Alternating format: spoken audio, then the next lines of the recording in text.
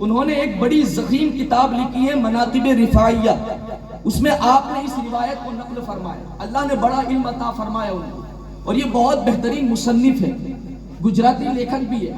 عربی اور اردو کا ٹرانسلیشن وہ گجراتی کتاب میں کرتے ہیں تاکہ عوام کو پڑھنے میں آسانی ہو۔ بزرگان دین کی سیرت پر انہوں نے بڑی بڑی کتابیں لکھی ہیں۔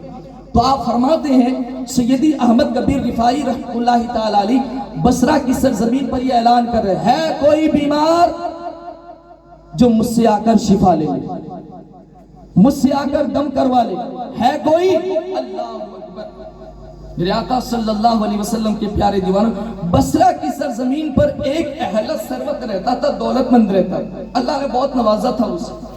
اس کی ایک شہزادی تھی، ہر چیز سے لا علاج، وہ بڑی معذور تھی، وہ صرف دیکھ سکتی تھی، باقی پورا وجود اس کا معذور تھا۔ بول بھی نہیں سکتی تھی، ہاتھ اونچا نہیں کر سکتی، پیر سے چل نہیں سکتی تھی، سمجھے کہ زندہ لاش، صرف آنکھیں کھلی ہوئی۔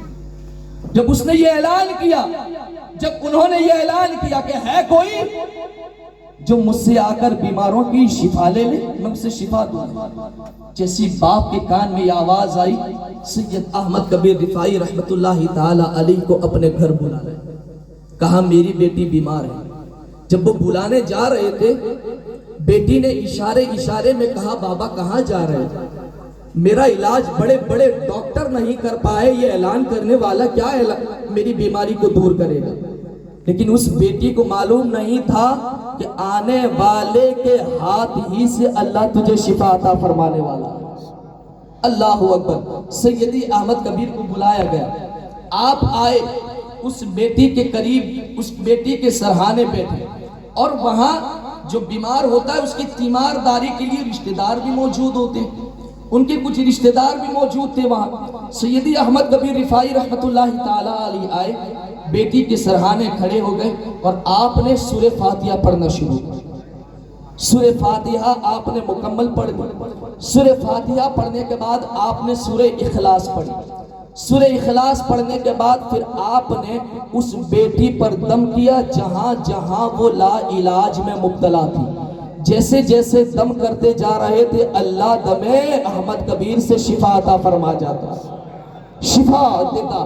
وہ بلند آواز سے پڑھتے، سورہ فاتحہ بھی بلند آواز سے پڑھی، سورہ اخلاص بھی بلند آواز سے پڑھی، اور پھر پڑھنے کے بعد جہاں جہاں دم کر رہے تھے ان کی پھونک کی وجہ سے، ان کے دم کی وجہ سے اللہ اس بچی کو شفا دیتا، وہ تندرست ہو گئی۔ اللہ اکبر۔ اب یہی منظر ان کے رشتہ داروں میں سے کسی نے دیکھ لیا، کہا یہ تو بڑا اچھا نسخہ ہے، کمانے کا اچھا نسخہ ہے۔ اللہ اکبر۔ ہمیں بھی تو سورہ فاتحہ آتی ہے، ہمیں بھی تو سورہ اخلاص آتی ہے۔ اللہ اکبر۔ وہ بھی سید احمد کبیر کی طرح نقل کرنے لگا۔ سید احمد کبیر تو بصرہ سے چلے گئے، یہ راہ ہی دیکھ رہا تھا، یہ جائیں تو میں یہ کام شروع کروں۔ کچھ لوگوں کی عادت ہوتی ہے نا، کسی کی ترقی کو دیکھتے ہیں، کہا یہ اس نے یہ کام شروع کیا، میں بھی اب یہاں دکان لگاؤں گا، اس نے یہ دکان شروع کی، میں بھی وہاں دکان لگاؤں گا، یہ کام میں بڑا اچھا بزنس ہو رہا ہے، یہ کام میں بڑی اچھی ترقی ہو رہی ہے، میرا نام بھی بڑھ جائے گا، میری شہرت بھی بڑھ جائے گی۔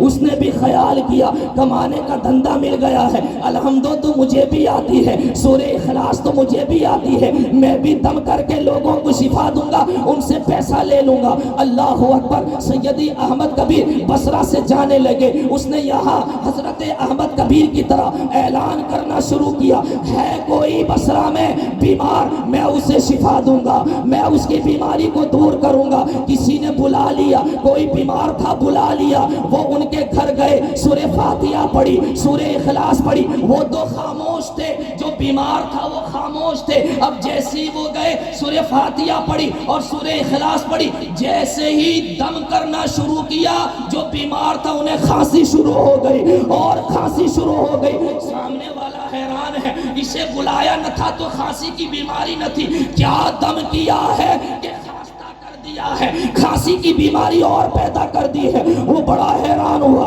کیا بات ہے؟ کہا رکو رکو، تھوڑی مسٹیک ہو گئی ہے، تھوڑا یہ رہ گیا ہے۔ پھر سورہ فاتحہ پڑھی، پھر سورہ اخلاص پڑھی، پھر دم کیا، جیسے جیسے دم کرتا بیمار اور کھانسنا شروع کر دیتا۔ بڑا حیران، اب کرے تو کیا کرے؟ صاحب مکان نے کان موڑا، تو کان کے نیچے تھپڑ لگائی، ابے کمبخت یہاں تو شفا دینے کے لیے آیا ہے کہ بیماری بڑھانے کے لیے آیا ہے؟ وہ بڑا حیران ہوا، دوڑتا ہوا احمد کبیر رفاعی کے پاس گیا، دوڑتا ہوا گیا، قدموں میں گر گیا، یا احمد یا احمد یا احمد، بتاؤ تو صحیح، تمہارے فاتحہ تم نے بھی وہی فاتحہ پڑھی ہے، میں نے بھی تو وہی فاتحہ پڑھی ہے، تم نے بھی تو وہی سورہ اخلاص پڑھی ہے، میں نے بھی تو وہی پڑھی ہے، لیکن تم نے جیسے دم کیا ہے میں نے بھی ویسے ہی دم کیا تھا، لیکن آپ کی دم سے تو بیمار اچھا ہو گیا، میرے دم سے تو وہ بے دم ہونے لگا، میرے دم سے تو اور بیمار ہونے لگا، وجہ کیا ہے، فرق کیا ہے؟ تو سید احمد کبیر نے کہا سورہ فاتحہ تم نے بھی پڑھی، سورہ فاتحہ میں نے بھی پڑھی، سورہ اخلاص تم نے بھی پڑھی، سورہ اخلاص میں نے بھی پڑھی، اللہ کے کلام میں شفا ہونے میں کوئی شک نہیں ہے، کلام تو تم نے صحیح پڑھا ہے، لیکن احمد کبیر کی زبان کہاں سے لاؤ گے؟ احمد کبیر کی زبان کہاں سے لاؤ گے؟ تیری زبان پہ کبھی حرام کا لقمہ آتا ہے، تیری زبان پہ جھوٹ آتا ہے، تیری زبان پہ حسد آتا ہے، تیری زبان پہ گالی آتی ہے، تیری زبان پہ بغض کی کلمے آتے ہیں، یاد رکھنا احمد کبیر نے جب بھی زبان کو کھولا ہے یا تو اللہ کا کلام جاری ہوتا ہے یا مصطفیٰ کی نعت جاری